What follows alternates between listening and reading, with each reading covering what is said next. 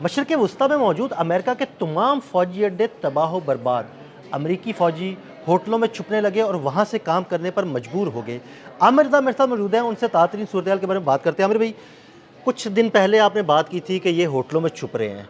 अब ये स्टोरी बिल्कुल जो है ना वो ख़बरों की ज़ीनत बन गई है। इस पर ईरान वाले भी कह रहे हैं कि जनाब वो होटलों में छुप रहे हैं और हम उन्हें निशाना बनाएंगे। देखिए, मैंने बहुत दिन पहले आपसे ये बात की थी कि ये घरों में पनाह ले रहे हैं, ये होटलों में पनाह ले रहे हैं और ईरान वार्न कर रहा है कि अगर आपने इनको रहायशी इलाकों में पनाहें दी या इनको होटल्स में दिया तो वो होटल भी निशाना बनेंगे।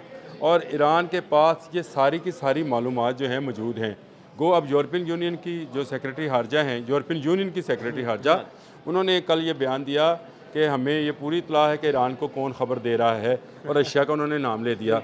अच्छा, अगर आपको बीबी ये इत्तला भी है कि रशिया दे रहा है तो क्या रशिया गलत कर रहा है? बिल्कुल। अगर रशिया उसका अलाय है और रशिया के सदर पुतिन बरमला कह चुके कि मैं ईरान के साथ खड़ा हूँ, तो क्या अमेरिका जो है वो मुख्तलिफ सैटेलाइट्स इस्तेमाल नहीं कर रहा है? क्या इसराइल मुख्तलिफ सैटेलाइट्स?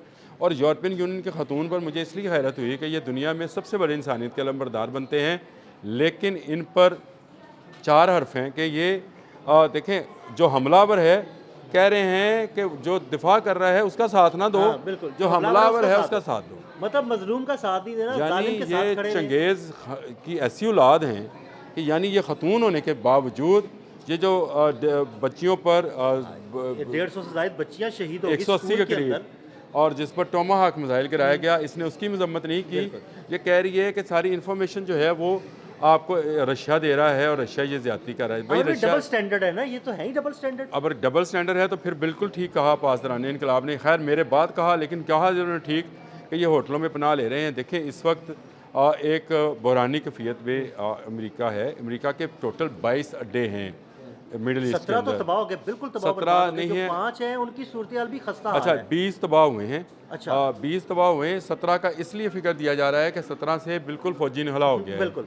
लेकिन 20 में इसलिए कहता हूँ कि इनके जो इराक में 3 अड्डे हैं जहाँ पर इन्होंने सफारत खाना बनाया हुआ था, और सफारत खाने के नाम पर वहाँ पर कंट्रोल एंड कमांड सेंटर से, वहाँ फौजी हेलीकॉप्टर से उसकी फुटेजेस भी आ गई हैं। फिर इसराइल ने लबनान के करीब जो फौजी अड्डा बनाया था, हिजबुल्लाह ने उसको भी तबाह कर दिया है। तो इनके फौजी अड्डे तो सारे के सारे तबाह हो गए।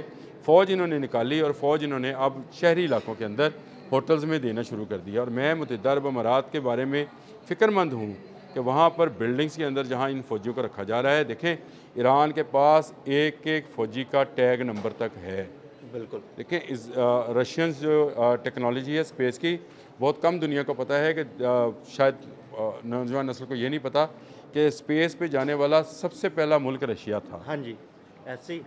उसके बाद चांद वाला ड्रामा किया गया।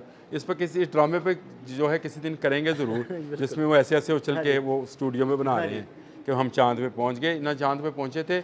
अब फिर ये तो आप जाए ना, दोबारा चांद पे जाएं। नहीं, चांद पे जाने के साल हो लिए, चांद पे जाने के लिए ये अरबों डॉलर फिर खर्च कर रहे हैं। लेकिन अपना बंदा भेजे ना, क्यों नहीं? इतने साल गुजरने के बावजूद दोबारा क्यों चलो, नहीं एक लतीफ़ा है इस पर, वो लतीफ़ा बताता हूँ। वो कहते हैं कि जी, चांद पर जाने के लिए एक बहुत बड़ा इन्होंने स्टेशन बनाया, और उस स्टेशन को लेकर इन्होंने वो बताया कि इस पर अरबों डॉलर खर्च हुए। इस रॉकेट, और रॉकेट कौन सा होगा, चांदगारी को लेकर कैसे जाएगा और कैसे वहाँ पर उतारेगा और गिरेगा। उन्हें कहा, जनाब इत्थे तो सारा कुछ मौजूद, तुसी कर लिया सी। चांद तो केरा स्टेशन थी जितों तुसी उड़ाया सी वो गड्डी ने वापस। हाँ, चांद पर कौन सा स्टेशन था? अब ये वो ड्रामा था। चले खैर छोड़े उसको, वो लंबी बात हो जाएगी। वो किसी दिन इस पर मज़े लेने के लिए लतीफ़े इस पर जो मौजूद हैं, और उस पर हक़ाइक़ की रोशनी में बात करेंगे। लेकिन इस वक्त बात यह है कि अमरीकी मारे जा चुके हैं। अभी पासदारान इनकलाब का नया बयान आ गया है कि हमने 800 अमरीकी फ़ौजी हलाक कर दिए हैं। 800 हलाक हैं, कोई 2-2.5 हज़ार के करीब ज़ख्मी हैं, और 120 के करीब जो हैं इजरायली फ़ौजी मारे जा चुके हैं। यह दादोशुमार मेरे नहीं हैं, मुझ पर न लगाइएगा। यह दादोशुमार हैं ईरानी पासदारान के। अगर आप मुझसे पूछेंगे तो मेरे लिए ये तादाद इससे भी ज़्यादा है। शायद पासदारान के पास वो इन्फॉर्मेशन नहीं है। मैंने आपसे कहा था तबूत जब जाएंगे तब समझ आएगी कि हुआ क्या है। और ये तबूत जाना जल्द शुरू हो जाएंगे। ये ज़्यादा इस गर्मी में रखे नहीं जा सकते हैं, क्योंकि अगला निशाना अगर 10 दिन के लिए डोनाल्ड ट्रंप ने कहा है कि मैं पावर प्लांट्स पर हमले नहीं करूंगा, तो समझे ईरान भी नहीं करेगा। लेकिन 10 दिन के बाद अगर आप हमला करेंगे तो फिर ईरान आपके साथ क्या करेगा? ईरान उन होटलों को निशाना बनाएगा, बिल्कुल, जहाँ जहाँ इनके फौजी ठहरे हैं। इस वक्त भी आज की स्टोरी है BBC की। उसने कहा कि इस जंग में सबसे बड़ा नुकसान जो है मुत्तहिदा अरब अमारात को हो रहा है। उसने बल्कि एक बिल्डिंग से निकलते हुए धुएं में जो अमारात के शेख हैं जो इस वक्त वो वहाँ पर हुक्मरान हैं, उनकी वो तस्वीर उसमें लगा। मैं आपको भेजता हूँ फ़ोटो। वो फ़ोटो भी देखें तो आपको समझ आएगी कि मुत्तहिदा अरब अमारात वाले अभी भी गलती कर रहे हैं। अपनी बड़ी बिल्डिंग्स के अंदर अगर इनके कंट्रोल एंड कमांड सेंटर्स बना रहे हैं तो ईरान को एग्जैक्ट पता होगा कि इंच बाय इंच कहाँ से ये लहरें या वेव्स जो हैं ये आ रही हैं। और भाई आपको याद है, आप ही ने कहा था और ये इन्होंने हमले का निशाना भी बनाया था एक इमारत को जहाँ पर अमेरिकी फौजी ठहरे हुए थे 10वीं मंजिल पर, एग्जैक्ट उसी मंजिल को निशाना बनाया था, बाकी होटल को निशाना नहीं बनाया था। और इनके पास अभी भी शायद 136 का कोई तोड़ नहीं है, यानी अभी तक नहीं है।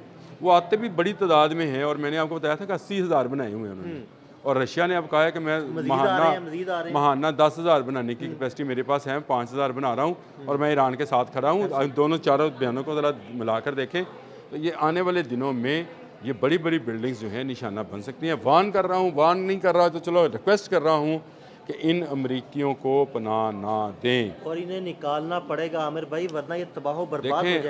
अब तो बात ही ख़त्म हो गई। अब तो मिडल ईस्ट अगर इनको नहीं निकालेगा तो मारा जाएगा, क्योंकि आपने हरमज़ बंद तो समझो सब कुछ बंद। वैसे ही ये इनकी हर चीज़ बंद हो जाएगी, इनकी तमाम अयाशी ख़त्म हो जाएगी, यहाँ पे आके टूरिज़म ख़त्म हो जाएगी। ये इनके पाम बीच सिटीज़ और इनके इस तरह के जो बीचेस हैं और इनके नाइट क्लब्स हैं वो सब ख़त्म हो जाएंगे। इनकी अयाशियाँ ख़त्म होने वाली हैं।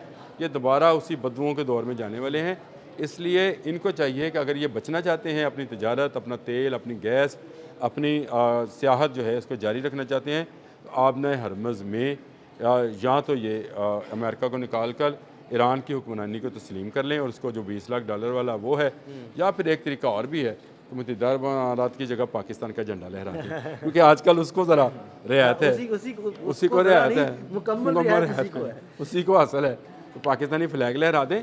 ये और कोई तरीकाकार हमें नज़र नहीं आता है। देखें अब मुत्तहिदा अरब अमारात को अमेरिकन अड्डे खाली कराना होंगे और ये सुकरते जो हैं ये किसी और तरफ चले जाएं, इजराइल की तरफ चले जाएं, लेकिन इन अड्डों का इन ममालिक में होना जो है अब बड़ा ख़तरा बन गया है। क्योंकि अगर जंग रुक भी जाती है तो क्या आपके ख्याल से, अदील साहब आप बताएं, आप इतना तजर्बा रखते हैं, क्या ईरान अपनी तैयारी रोक देगा? बिल्कुल भी नहीं आमिर भाई। देखें, तैयारी रोकना तो मौत को आवाज़ देना है ना, या फिर वो अपनी टेक्नोलॉजी को आगे लेकर जाएगा। बिल्कुल आगे लेके जाएगा। और उसने ये साबित किया पिछले साल जब इसराइल के साथ उसकी जंग हुई तो उसने जंग में एक तो इसराइल को शिकस्त दी, उसके बाद उसने अपनी टेक्नोलॉजी को मज़ीद इन्हांस किया। मैं तो एक बात पे और भी हैरान हूँ, हमें किसी दिन इस पर भी व्लॉग ज़रूर ही करना चाहिए।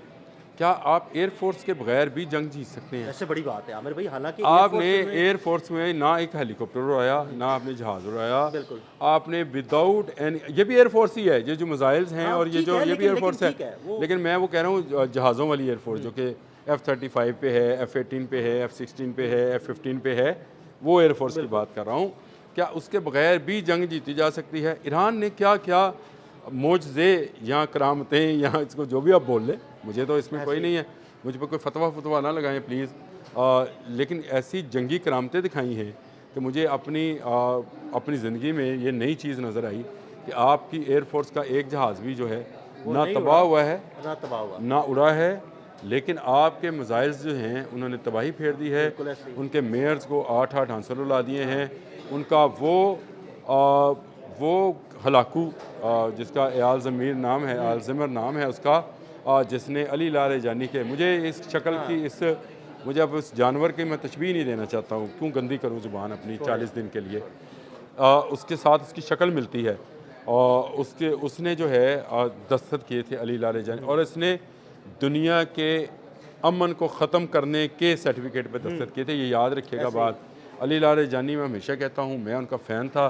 कल मैंने उनकी एक वीडियो देखी जो क्रिमिनल स्क्वायर जो रशिया का है उसके अंदर अकेले वो नमाज़ अदा कर रहे हैं। मैंने वीडियो देखी, मैं ख़ुद भी जज्बाती हुआ और हमें सब मुसलमानों को होना चाहिए। देखें ये एक ऐसी शख्सियत का कत्ल या एक ऐसी शख्सियत की शहादत है जिसने इस खत्ते के अमन को बचाना था और उसने आगे लेकर चलना था। अब अल्लाह खैर करे, और वो नहीं तो और कोई आ जाएगा, वो बचा लेगा। लेकिन आमिर भाई बड़ा सॉफ्ट फेस था ये ईरान का। बिल्कुल ऐसे ही है, और मुझे उनका जाने का सबसे ज़्यादा दुख है कि उसी की वजह से इस पूरे मिडल ईस्ट को तहफ़्फ़ुज़ हासिल था, इस पूरे ख़त्ते को तहफ़्फ़ुज़ हासिल था। इसमें पाकिस्तान भी शामिल है।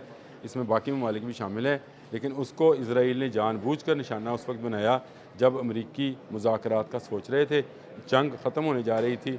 जंग को मज़ीद तेज़ करने के लिए इसराइल ने उनको शहीद किया और ये शहादत जो है अब इनके गले पड़ी हुई है। इसीलिए इनके मेयर रो रहे हैं, इनके जनरल्स रो रहे हैं, इनकी फ़ौज ख़त्म हो रही है, इनके 10-10 लाल झंडियाँ जो हैं दिखाई जा रही हैं कि अब भी रुक जाओ, नहीं तो फिर ख़त्म है सारा। बिल्कुल, बहुत शुक्रिया आमिर भाई जी। बिल्कुल मज़ीद अपडेट्स के लिए मुझे और आमिर रज़ा को फॉलो करते रहें। अदील अहमद और आमिर रज़ा को इजाज़त दीजिएगा। अल्लाह हाफ़िज़।